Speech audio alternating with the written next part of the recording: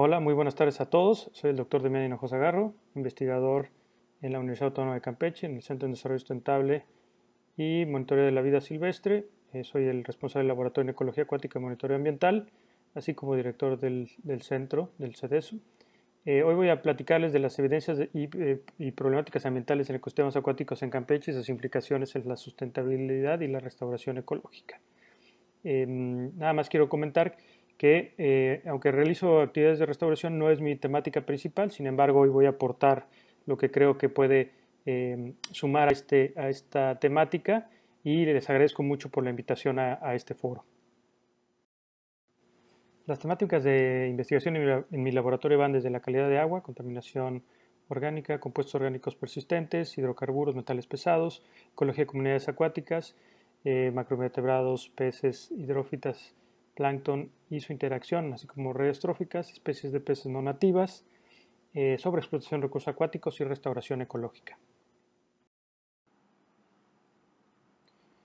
Hoy quiero aprovechar para platicarles los diferentes proyectos que hemos tenido en nuestro laboratorio y cómo se insertan en el contexto ambiental, sobre todo pensando en cómo se pudieran aplicar para garantizar una mejor calidad ambiental y de los ecosistemas en el estado de Campeche. Por un lado, las especies dulceacuícolas de peces y de macroinvertebrados como bioindicadores, el monitoreo ambiental de compuestos orgánicos persistentes, metales pesados, estrategias de mitigación y de restauración que hemos implementado y la presencia de especies no nativas de peces en ecosistemas. Uno de los primeros proyectos que realicé en Campeche fue en la reserva de la biosfera de los Petenes, donde evaluamos los hábitos tróficos de la ictiofauna, su distribución, abundancia y las variables ambientales que están condicionando su presencia y distribución en la reserva. Esto se realizó en ambientes estacionales, como las aguadas. Dichos ecosistemas acuáticos presentan variaciones estacionales muy marcadas entre la temporada de secas y lluvias, lo cual da condiciones muy particulares para que la ictiofauna se establezca. Es porque los comparamos en este estudio. Estos ecosistemas estacionales se clasificaron de diferente manera con base en las fuentes de agua. Por un lado, los sistemas permanentes reciben agua de surgencias artesianas, mientras que los sistemas semipermanentes reciben gran parte de su agua de la lluvia. De esta manera, las surgencias están caracterizadas por una gran concentración de nitratos y son cuerpos más profundos, mientras que los semipermanentes tienden a fluctuar más con la temperatura, los sólidos totales disueltos, la amonia y el ortofosfato. De esta manera pudimos comparar la distribución de las especies de peces dulceacuícolas, cómo conforman sus dietas y las variaciones que hay entre las diferentes fuentes de alimentos entre un sistema y otro. Tuvimos especies que estuvieron presentes en ambos sistemas y tuvieron patrones muy diferentes de cómo conformaban las dietas. Por lo tanto, pudimos ver que hay una especialización a escala regional de dichas especies y observamos que es muy importante la dinámica hídrica para estos ecosistemas y para la permanencia de las especies en la reserva.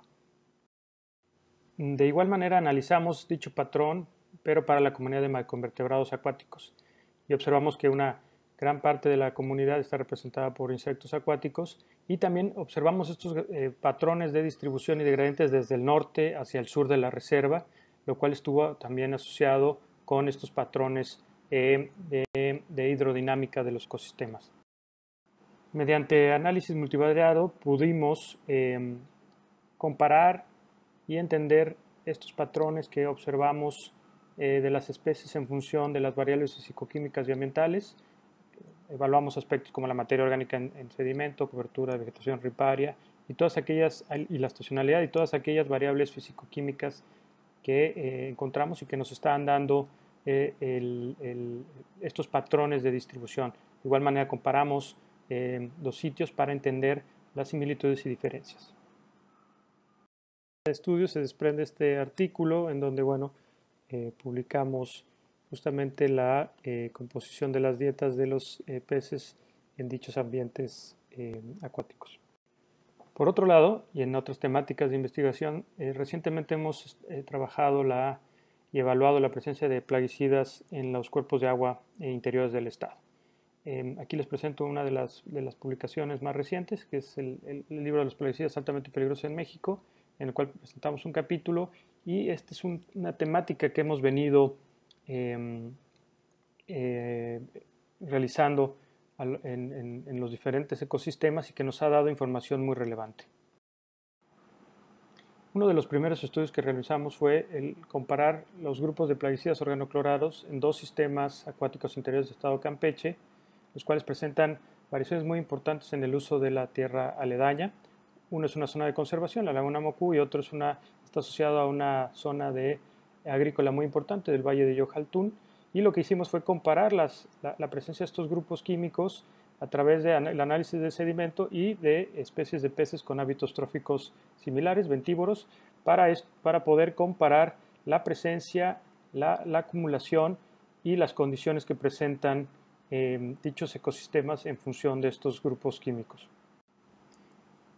Algo que fue muy interesante y que encontramos en este proyecto fue el hecho de que nosotros pensábamos que las zonas de conservación o las áreas que no están aledañas a un sistema agrícola iban a presentar unas diferencias muy importantes en los grupos químicos en términos de los plaguicidas organoclorados. Sin embargo, nos llevamos la sorpresa de que ambos sistemas presentaron el mismo número y grupo de agroquímicos, de plaguicidas, y de esta manera pudimos observar que algunos presentaban diferencias importantes en su concentración, pero que la mayoría estaba muy parecido. En particular, el grupo de los clordanos fue el que presentó diferencias significativas en sedimentos de ambas lagunas y la concentración en tejido de los peces. También observamos, y esto fue algo muy importante, que la productividad de los sistemas está asociada con la biodisponibilidad de estos químicos para las redes tróficas, y que la cantidad de grasa que acumulan los organismos también va a ser muy importante para acelerar o detener la bioacumulación de dichos grupos de plaguicidas. Entonces las conclusiones fueron esas, ¿no? Que efectivamente no tener áreas de conservación nos van a garantizar que no se presentan, ¿sí? También pudimos ver que estas especies que utilizamos de peces pueden ser buenos indicadores bioindicadores de contaminación, y que es importante considerar las condiciones intrínsecas del sistema de agua a la hora que se hagan este tipo de evaluaciones. Otro ejemplo del monitoreo de plaguicidas organoclorados lo realizamos a través del estudio de sangre y escama en el cocodrilo Morelletti, cocodrilo de pantano, para poder comparar la presencia de estos grupos en dos diferentes metodologías que nos pudieran dar una relación entre la presencia de estos grupos químicos y la bioacumulación en dichos organismos. Esto lo realizamos comparando organismos en cautiverio en el norte de la reserva de los Petenes y cocodrilos en la laguna de Mocula, que se mencionó con anterioridad.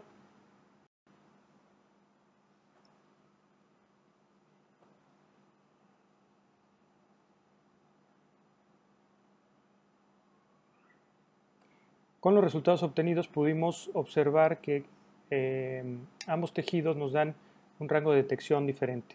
Por un lado, la sangre es un estudio más puntual de lo que ha consumido el organismo en los días anteriores, y nos dice qué grupos químicos fueron incorporados recientemente. Por el contrario, la escama es como un data logger que nos permite irnos mucho más tiempo hacia atrás, y que nos da un patrón del historial y de cómo ha fluctuado dichos grupos. Es así que concluimos que ambos tejidos son buenos indicadores para evaluar la presencia de estos grupos químicos en organismos silvestres y en cautiverio. El tejido que se debe de utilizar depende de los objetivos que se vayan a buscar o la información que se quiera conocer de los organismos, así como el estado de salud de cada uno, ¿sí? Y de esta manera podemos aplicar ambas metodologías, y cada una nos dará una información específica del ecosistema y de la salud del organismo. Paralelo a los estudios anteriores, realizamos este proyecto con el fin de evaluar el potencial de uso como bioindicador de un pez muy común en la península de Yucatán, es la sardinita o el Astyanax aeneus, como un bioindicador para la presencia de metales pesados. Para esto lo que hicimos fue utilizar y evaluar la población de Astyanax en los diferentes cuerpos de agua del estado, en la parte norte, centro y sur. Colectamos este pez durante varios años y determinamos la presencia de metales pesados en tejido, así como la respuesta de biomarcadores de exposición, tanto en campo como en laboratorio. Se realizó un experimento de bioexposición, el cual nos permitió comparar y determinar los niveles de respuesta de la especie. Arriba podemos ver en las gráficas los valores experimentales y abajo podemos observar los valores de campo obtenidos en 13 sitios que se evaluaron, que presentan obviamente cambios muy importantes en el uso del suelo, tanto con fines agrícolas, industriales y de conservación, y con esto pudimos obtener un patrón muy interesante y determinar que esta especie es muy sensible a la presencia de estos grupos químicos y que se puede utilizar como un bioindicador, sobre todo para ciertos metales pesados que están presentes en el ambiente, y que de esta manera podemos ver la respuesta inmune del organismo y también entender qué implicaciones fisiológicas y qué respuesta está teniendo a la presencia de dichos contaminantes. Y bueno, este es uno de los primeros estudios que se hace de este tipo en el estado, donde se comparan tanto los valores de campo como los valores experimentales, y que esto también nos va a ayudar como una herramienta al monitoreo de los futuros impactos que se puedan generar por las acciones humanas en la región.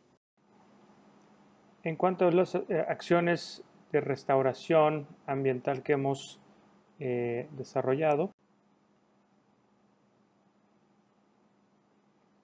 realizamos un proyecto en la laguna Silvituc, uno de los cuerpos de agua más grandes del estado de Campeche, con el fin de hacer un diagnóstico ambiental en las primeras etapas y posteriormente de los indicadores de perturbación, establecer medidas de mitigación y restauración. En particular, observamos que, como ya lo hemos comentado anteriormente, una gran cantidad de agroquímicos está siendo vertida al cuerpo de agua, ya que existen zonas de cultivo de arroz muy cercanas a este sitio y todas las aguas de drenaje se vierten al sistema, y fue uno de los principales indicadores de perturbación que se obtuvo. Este sistema, por cierto, está a 40 kilómetros de la ciudad de Escárcega, y va a ser uno de los, está en la ruta hacia Calakmul, por lo tanto va a ser uno de los cuerpos que estén asociados al desarrollo de infraestructura en los próximos años. Es importante ya que tiene una gran cantidad de especies de aves y de fauna terrestre asociada, que es muy importante para la región. Pero bueno, volviendo al tema de los contaminantes, lo que hicimos fue diseñar y validar un tipo de biofiltro flotante tipo Chinampa, el cual nos pudiera ayudar a mitigar la presencia de dichos contaminantes, ya que la carga orgánica de la laguna se encuentra en los rangos aceptables. No existe, digamos, una contaminación orgánica propiamente, pero sí encontramos que existen grupos químicos de agroquímicos en la zona. Por lo tanto, nos dimos a la tarea de validar la eficiencia de este biofiltro. Lo pueden ver el diseño, ¿sí? Con un diseño innovador, este tipo de lianas que cuelgan hacia el fondo del cuerpo de agua, y como la parte superior presenta vegetación, todo con elementos podemos ver cómo se fue construyendo, cómo van creciendo las raíces en las camas del filtrado. Esto es la parte experimental que validamos en las instalaciones del CEDESU, ¿sí? Posteriormente la fase analítica, y pudimos ver que el filtro o el biofiltro tenía un poder de remoción bastante interesante. Este fue un experimento que duró un mes, ¿sí? Donde se pudo ver la mitigación hacia los compuestos que se utilizaron. Y en el caso del amonio, pues se pudo ver que hubo una reducción importante del 43%, y en el caso del sulfato de cobre, que fue el metal que se utilizó, pues hubo un 34% de remoción. Algo muy interesante, ya que nos permite replicar este diseño y ponerlo en las diferentes áreas del sistema y de los demás sistemas acuáticos en la península, ya que es de muy bajo un gran poder de mitigación. Sí, en cuanto al endosulfán, que fue el insecticida y acaricida que utilizamos, pudimos ver que se observó una disminución, sobre todo en el endosulfán 1, ¿no? Y bueno, y se incrementó la presencia de grupos residuales, como es el endosulfán 2. Como les mencioné, es un sistema de bajo costo y que es muy factible a implementarse en la región.